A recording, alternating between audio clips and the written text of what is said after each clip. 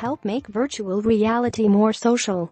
Emerging social VR platforms are experimenting with new ways of democratizing access and ownership of content and information. VR has often been considered something of a solitary experience, but that's changing fast. Social VR platforms are on the rise, and as the acquisition of AltspaceVR by Microsoft shows, major players in that space are taking notice. In the VR gold rush, a spate of social VR platforms have proliferated. Fidelity, for example, is a sandbox environment allowing players to create their own avatars and social worlds and explore others, all interconnected in one limitless metaverse. It also features a marketplace where you can purchase avatars and additional 3D building elements. Time is a stationary platform which offers fully rendered interesting environments for up to 4 people at a time wherein they can interact. One unique feature of the Time platform is the Vcast feature, which allows you to host and record your own chat show in VR.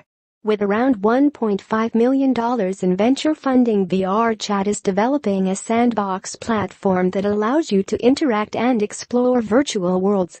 VR Chat features full body and lip sync and eye tracking, as well as a SDK that allows you to create your own worlds and avatars.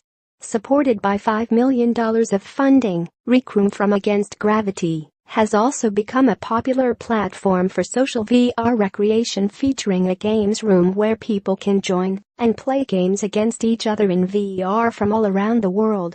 Noted for its great sense of community, it makes great use of its touch and Vive controllers in such games as golf, paddleball or charades.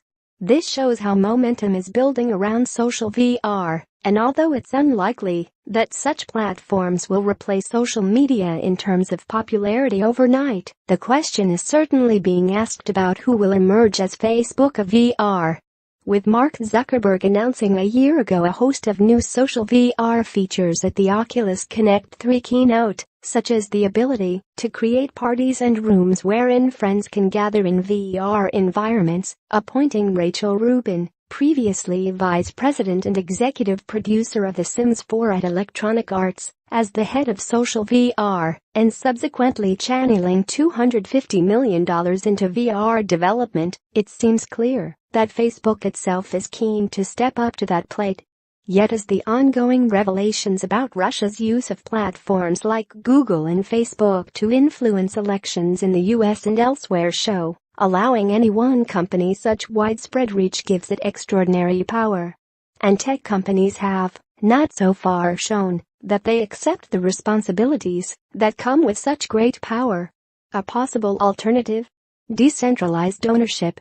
We believe virtual reality will flourish once users have a more prominent role in controlling their creations. Currently, the companies that create the virtual worlds own all of the content built by the users. They are the ones who profit, reap the benefits from the network effects, and have the power to undo, change or censor what happens within the world itself. The true potential of VR might be realized, and certainly surpass what already exists, if this power were put into the hands of the users instead, believes Ariel Milek, founder of blockchain-based virtual platform Decentraland. A blockchain is a digitized, decentralized public ledger of cryptocurrency transactions.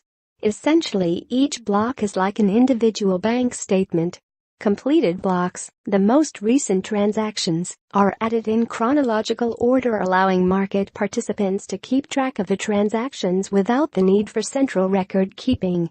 Just as Bitcoin eliminates the need for a third party to process or store payments and isn't regulated by a central authority, users in any blockchain structure are responsible for validating transactions whenever one party pays another for goods or services.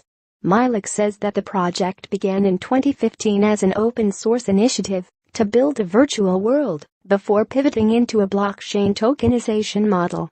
Earlier this year, the company's ICO, initial coin offering, raised over $25 million United States dollars in less than a minute. They are now planning to launch in early 2018 following its first land auction, which will take place in December. The notion of monetizing virtual real estate and assets is far from new, however. Second Life, TSL, the longest-enduring commercial virtual world launched back in 2003, thrives on the principle of enabling users to make money from digital assets. Monetization was a big aspect of the platform from the outset, incentivizing users to create high-quality content by allowing users them to retain copyright for these virtual goods. The profits stemming from this virtual economy are very much real, with many SL users deriving a regular income